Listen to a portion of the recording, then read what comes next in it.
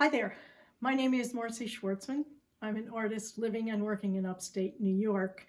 In my work, I use fiber elements in concert with my clay forms. My piece, Who Wears the Mask, is being shown in the Workhouse Art Center 10th Annual Clay International Juried Exhibition. I encourage you to go to workhousearts.org to enjoy the full show. I began this piece when I was asked to participate in an invitational show which had been planned for the end of February of this year, 2020. It had a broad theme of masks.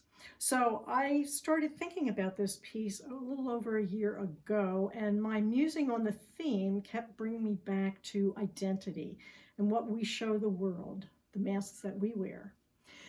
I feel that masks can obscure but also reveal. Some people will say that a mask hides the authentic self, so it's manipulative.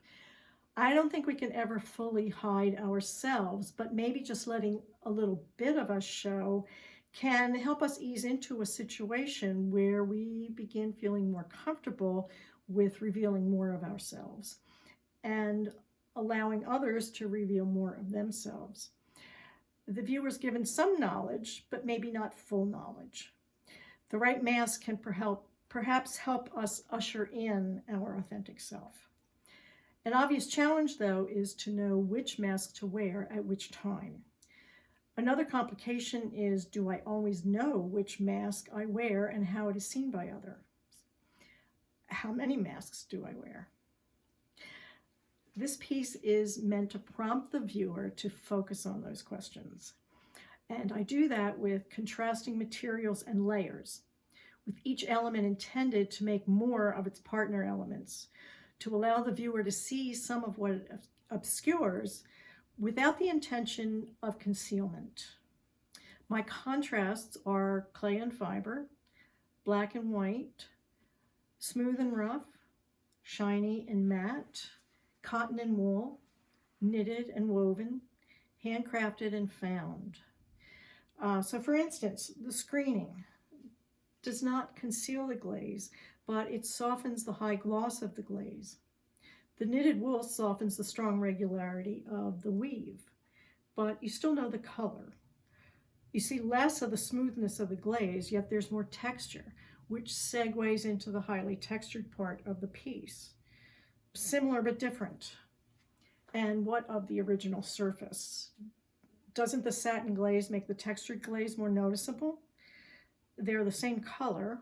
Is one a mask?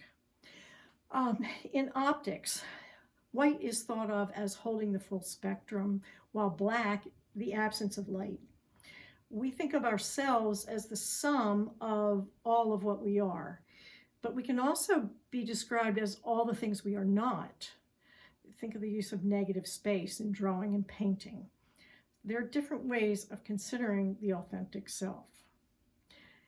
In the months since I completed this piece, we've had upheavals, which have, for me, given the piece and the theme much more depth. Coronavirus has us all actually wearing masks. The Black Lives Matter movement is compelling. It calls to mind the iconic Paul Laurence Dunbar poem, We Wear the Mask. There are many more things to consider on the theme of wearing masks. At this point, I'd like to take a few minutes to give you some of the nuts and bolts of what I do. Again, I make my clay forms and I enhance them with different fiber elements. I use a cone 6 stoneware and fire in an electric kiln. I have a special interest in glazes. In recent years, I've moved away from color into neutrals so that I could really focus on texture. Around the same time I did that, I began working with slabs and creating hand-built vessels. I prefer to emphasize the sculptural quality of my work rather than the functionality, but I still tend to be loyal to the vessel for a couple reasons. I feel that it's a classic form. In the same way that the nude is a classic form for a painter, I feel that the vessel is a classic form for a ceramicist. I also like the symbolism of containment and the strong demarcation between inside and outside. For this piece, though, I felt that that was too much information. I didn't want something that you would have to walk around. I wanted to keep sharp focus on the face of the piece that's presented.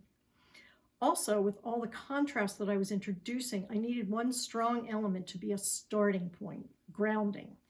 Symmetry did that for me. I want to thank you for your interest. And again, I encourage you to check out the full exhibition at workhousearts.org.